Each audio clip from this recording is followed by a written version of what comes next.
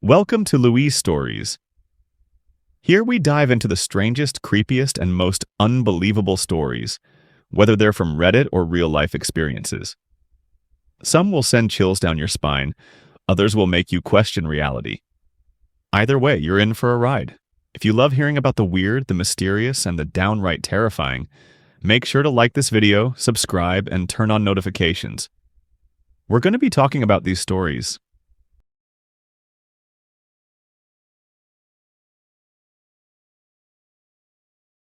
So stick around because you won't want to miss this.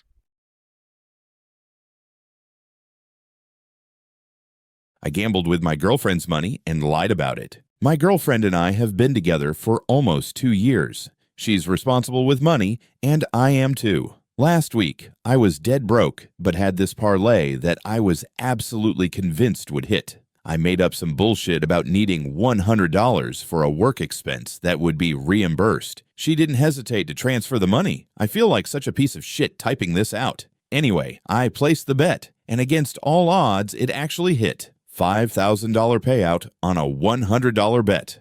I was ecstatic, but immediately realized I had a problem. How do I explain suddenly having all this cash? Instead of coming clean, I bought her a $1,200 designer handbag she'd been eyeing for months. Told her I'd been saving up for it as a surprise. She was over the moon, crying and everything. Meanwhile, I'm sitting there feeling like the biggest fraud. I've put the rest into savings, but I can't shake this guilty feeling. Every time she uses the bag and thanks me for being so thoughtful, I feel worse. The relationship is built on trust, and I've completely violated that. Part of me wants to come clean, but I know she'd be devastated to learn I not only gambled, but lied about it. What started as a harmless lie has turned into this whole facade. I genuinely love her, and hate that I've betrayed her trust like this. I know the right thing is to tell her, but I'm terrified of losing her. I've stopped gambling since this happened, but the damage is already done. This is one of those situations where a small lie snowballs into something much bigger, and now you're stuck in a web of guilt. On one hand, you technically turned her money into a massive profit and even gifted her something special, but that doesn't erase the fact that you lied and gambled with money that wasn't yours. The real issue here isn't even the money. It's the betrayal of trust. Your girlfriend seems to truly value honesty and responsibility, so keeping this secret could eat away at you, which it already is. Coming clean will be tough, but if she finds out on her own, it'll be way worse. The longer you wait, the bigger the fallout. If you truly love her and want to build a future together, honesty has to be the foundation. You don't have to dump the truth on her all at once in a way that destroys everything. Just be real about what happened, acknowledge you messed up, and show her that you're making sure it never happens again. The fear of losing her is real, but hiding this forever will damage the relationship even more in the long run. So yeah, this is one of those moments where you have to choose between temporary discomfort and long-term consequences. When I saw how long the MOH's wedding speech, I insisted on giving my best man speech first.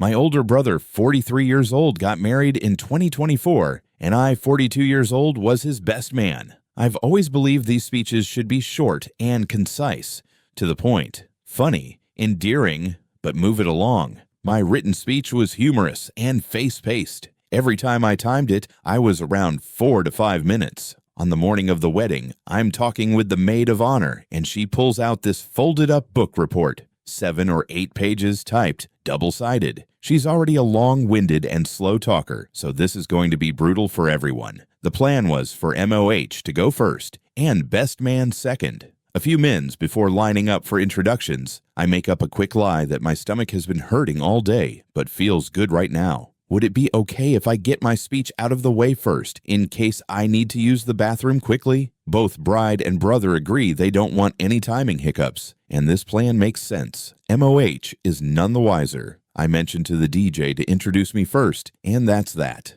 My speech was a hit. I got a couple big laughs and happy tears from the bride. It ended with hugs and applause. I was proudly done. What happened next was something I can't even describe.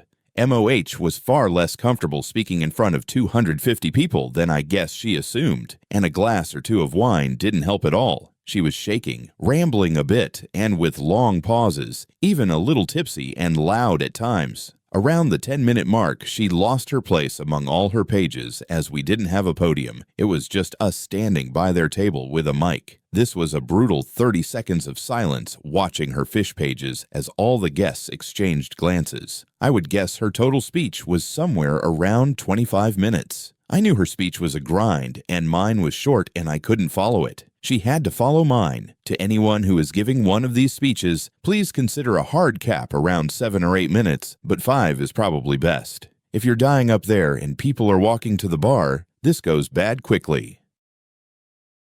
Man, you played 4D chess with that move. And honestly, I respect it. Wedding speeches should never feel like a hostage situation, and the fact that the maid of honor showed up with an essay should have been a red flag to everyone.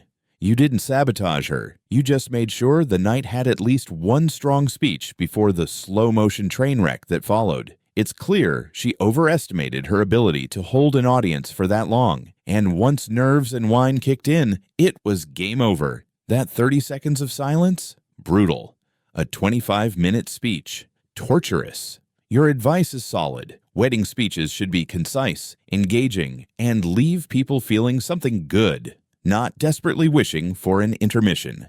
You saved the flow of the night by going first, and while the MOH might not have realized it, you probably spared her from an even worse situation had she followed a lively, well-received speech like yours. No real harm done here, just a masterclass in social awareness.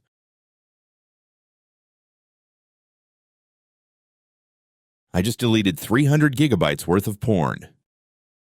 I like to see myself as a good Christian woman, but I have a porn addiction. It started when my ex introduced me to pornographic content, and after we broke up, I got more and more curious. I hate watching videos with bad acting and all that, but thoroughly enjoy video games with a pornographic focus. It started off as sometimes playing a silly HTML or RPG game when I was horny, but escalated into playing these games for hours upon hours on days where I felt a bit down. It started interfering in my life as I failed to study, was thinking horny things at the wrong time, etc. This week and last week have been good, where I barely played any porn games, maybe 3 hours total, and none at all the past 5 days. Even though I am feeling down, I managed to hold myself back. Today, I was clearing out my PC a bit because my graphics driver keeps giving me trouble, and I thought maybe clearing storage space would somehow help. I first deleted some things on the local hard drive, and then decided I was going to delete all the prawn games that I store on the external hard drive. I just selected everything and moved it to the trash bin.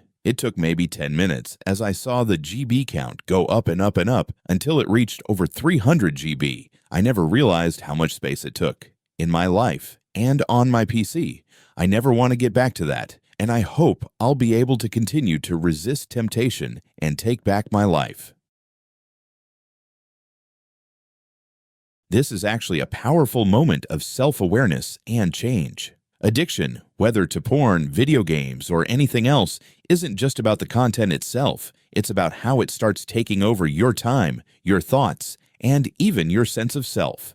The fact that you recognized this, saw how it was affecting your life, and took action is huge. That moment of watching the deletion process, seeing the number climb to 300 gigabytes, must have been eye-opening. It's one thing to know you have a problem, but another to see the sheer amount of space, both digitally and mentally, it was consuming. That realization alone can be a major turning point. Staying away from temptation won't be easy, especially during moments of stress or loneliness, but you've already proven to yourself that you can resist it. The key now is replacing that habit with something positive, whether it's faith, hobbies, or anything that genuinely fulfills you. This wasn't just clearing out a hard drive, it was reclaiming control. Keep that momentum going. My fiancée ruined our engagement because she wants an open relationship.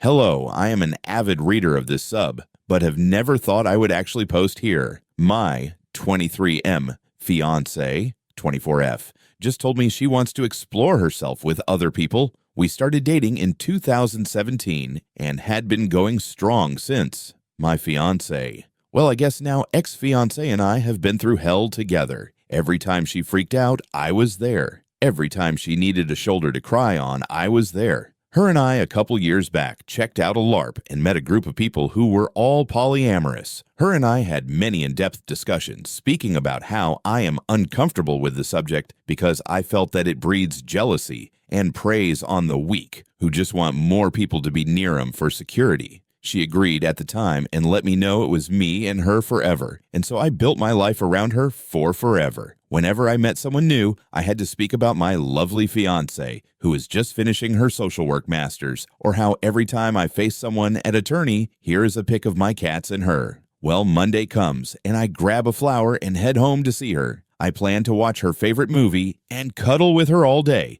when she says, "We need to talk." I sit down and she says, "I have been thinking about this the past month and a half, and I am going to see other people." I realized while talking about how we are going to get married, my whole heart wasn't in it. And exploring those feelings, I've realized I want more. This broke me, as this is the one thing that was the end for me. I immediately pleaded anything, please, to just have us figure anything out, and she just said, "I need to explore myself." She also told me she never cheated, she never thought of anyone else, and she doesn't have anyone planned to see. I don't know what to do, 'cause she was my everything. Everything I talked about, every move I made was for us. I don't know why I am posting here, maybe just to see if there is something I'm missing, or if there is something else I can do.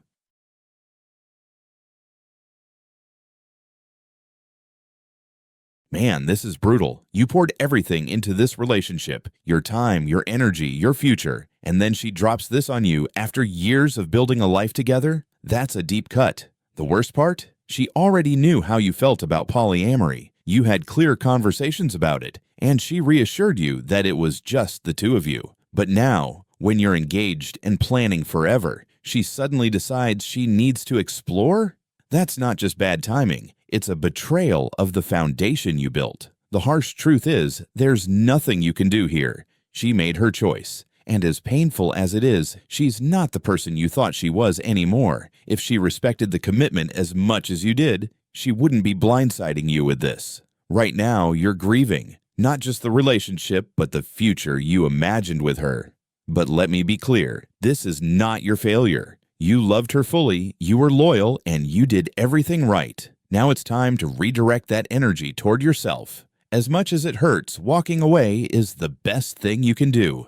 You deserve someone who chooses you, not someone who suddenly decides you're not enough after 6 years. She's the one losing here, not you. That's it for today's stories. If you enjoyed these eerie tales, make sure to like the video and subscribe for more. I upload new stories regularly, so don't forget to hit the bell icon to stay updated. Have a story of your own? Feel free to share it in the comments. I might feature it in a future video. Thanks for watching, and until next time, stay safe and stay curious.